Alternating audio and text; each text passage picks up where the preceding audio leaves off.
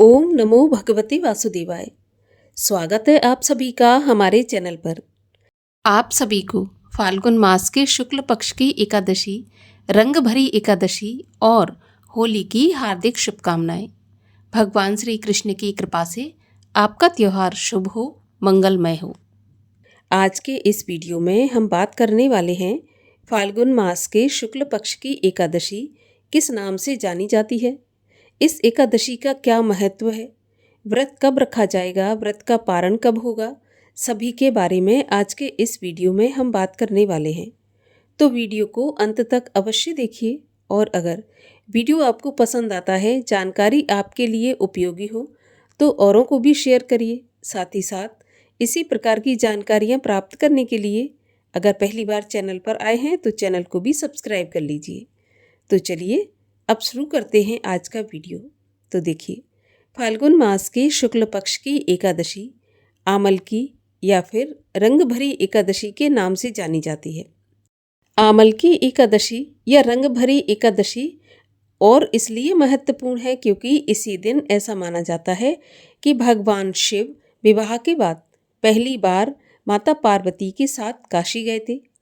उनका स्वागत रंग गुलाल के साथ खूब धूमधाम से किया गया था और ऐसा माना जाता है कि तभी से रंगों की होली की शुरुआत भी हुई थी।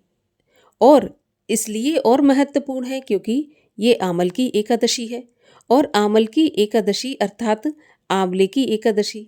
आंवला भगवान श्री हरि विष्णु को अत्यंत प्रिय है। मान्यताओं के अनुसार एक बार भगवान विष्णु के मुख से थूक की एक बूंद गिरी और पृथ्वी पर आंवले के वृक्ष के रूप में उत्पन्न हुई। तो आंवले के वृक्ष को भगवान विष्णु का ही स्वरूप माना जाता है। इस दिन आंवले का ही भोग लगाना चाहिए, आंवले के वृक्ष का पूजन करना चाहिए, आंवले का दान करना चाहिए, हो सके तो आंवले का दीपक बनाकर भी जलाना चाहिए। इस एकादशी में आंवले का बहुत ज़्यादा महत्व है, तो इसलिए और ये एकादशी महत्वपूर्ण एकादशी है। फाल्गुन मास की शुक्ल पक्ष की एकादशी उसी प्रकार से रखी जाएगी जैसे बाकी एकादशियों के व्रत रखे जाते हैं। 3 दिन नियम पालन करने के बाद एकादशी के व्रत का पूर्ण फल प्राप्त होता है। 3 दिन में दशमी के दिन से नियम पालन होते हैं। दशमी के सूर्यास्त के बाद से नमक का और अन्न का सेवन नहीं करना चाहिए। पृथ्वी पर शयन करें और पूर्ण रूप से ब्रह्मचर्य का पालन करें। रात्रि में ही मुख शुद्धि करके सोना चाहिए। अगले दिन प्रातःकाल ब्रह्म मुहूर्त में उठकर स्नान आदि से निवृत्त हो जाएं। भगवान सूर्य को अर्घ्य दें। इसके बाद भगवान विष्णु की विधि विधान से पूजा करें। इस बार पूजा में आंवले का प्रयोग किया जाएगा, तो आंवले के वृक्ष की पूजा करें और आंवले का ही भगवान को भोग लगाएं। ध्यान रहे, भगवान के भोग में तुलसी अवश्य अर्पित की जाती है, तो तुलसी पहले से तोड़कर रखें क्योंकि एकादशी के दिन तुलसी पत्र नहीं तोड़े जाते हैं, तो भोग स्वरूप फिर अर्पण करें।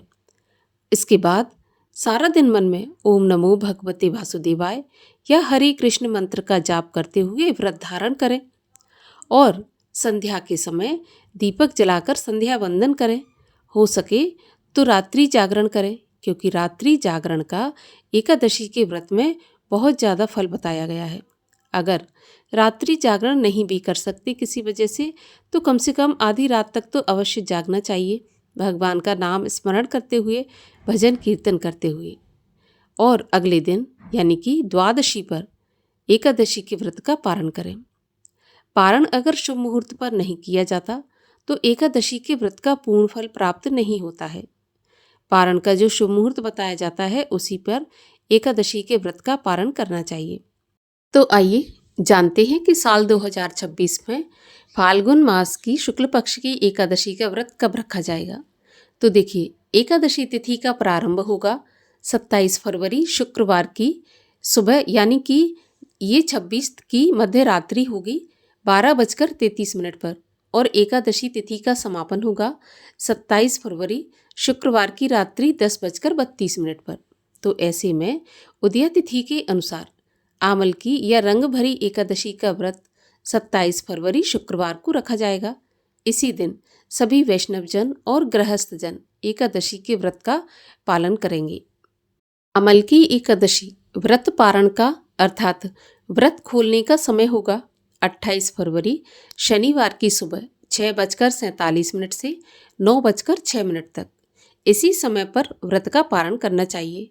राहु काल का समय होगा 27 फरवरी शुक्रवार की सुबह 10:30 से 12 तक और 28 फरवरी शनिवार की सुबह 9 से 10:30 तक।